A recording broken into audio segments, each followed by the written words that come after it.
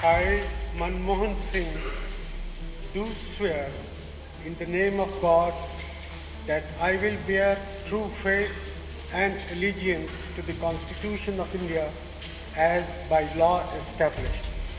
1991-ൽ കേന്ദ്ര ധനമന്ത്രിയാവുന്നതുവരെ മൻമോഹൻ സിംഗിന് രാഷ്ട്രീയം ഇഷ്ടവിഷയമായിരുന്നില്ല. 90കളുടെ തുടക്കത്തിൽ രാജ്യം കടുത്ത സാമ്പത്തിക പ്രതിസന്ധി നേരിട്ടു. വിദേശ വായ്പകൾ ലഭ്യമാക്കാൻ ശേഷിയുള്ള ഒരു സാമ്പത്തിക വിദഗ്ധനെ ധനമന്ത്രിയാക്കാൻ അന്നത്തെ പ്രധാനമന്ത്രി നരസിംഹറാവു തീരുമാനിച്ചു. റാവു ധനമന്ത്രിയായി നിയമിച്ചത് മൻമോഹൻ സിംഗിനെ ആയിരുന്നു. അദ്ദേഹം ഉദാരവൽക്കരണ നയങ്ങൾ നടപ്പിലാക്കി.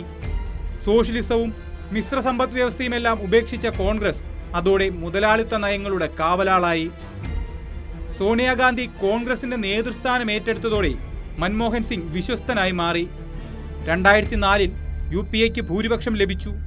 സോണിയാഗാന്ധി പ്രധാനമന്ത്രിയാവേണ്ടെന്ന് തീരുമാനിച്ചതോടെ നറുക്കു വീണത് മൻമോഹൻ സിംഗിന്.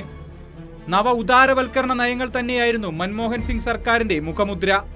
എന്നാൽ ഇടതുപക്ഷത്തിന്റെ നിർബന്ധം കൊണ്ട് നടപ്പിലാക്കിയ ദേശീയ ഗ്രാമീണ തൊഴിലുറപ്പ് പദ്ധതിയും വനാവകാശ നിയമവും മൻമോഹൻ സിംഗിന്റെ ജനപ്രീതി വർദ്ധിപ്പിച്ചു. 2009-ൽ വീണ്ടും പ്രധാനമന്ത്രിയായതോടെ അദ്ദേഹം കരുത്തനായി മാറി. എന്നാൽ രാഹുൽ ഗാന്ധിയുടെ പിൻസീറ്റ് ഭരണത്തിൽ മൻമോഹൻ സിംഗ് അസ്വസ്ഥനായിരുന്നു. പരസ്യമായും രഹസ്യമായും രാഹുൽ അദ്ദേഹത്തെ അവഹേളിച്ചു. സ്പെക്ട്രം അഴിമതിയും കൽക്കരി അഴിമതിയും അണ്ണാ ഹസാരെയുടെ നിരാഹാര സമരവുമെല്ലാം മൻമോഹൻ സിംഗിന്റെ പ്രതിച്ഛായയ്ക്ക് മങ്ങലേൽപ്പിച്ചു. 2014-ൽ കോൺഗ്രസ് ദയനീയ പരാജയം ഏറ്റുവാങ്ങി. ഒപ്പം മൻമോഹൻ സിംഗ് ഇന്ത്യൻ രാഷ്ട്രീയത്തിലും കോൺഗ്രസ് രാഷ്ട്രീയത്തിലും അപ്രസക്തനായി.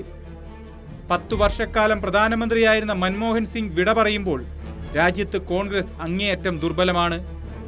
മൻമോഹൻ സിംഗ് തുടക്കമിട്ട നവ ഉദാരവൽക്കരണ നയങ്ങൾ രാജ്യത്തെ സമസ്ത മേഖലകളെയും പ്രതിസന്ധിയിലുമാക്കിയിരിക്കുന്നു. ആഗോള വിശപ്പ് സൂചികയിൽ ഇന്ത്യയുടെ സ്ഥാനം 106.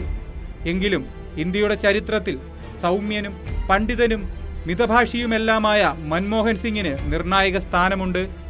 News desk, Kairali.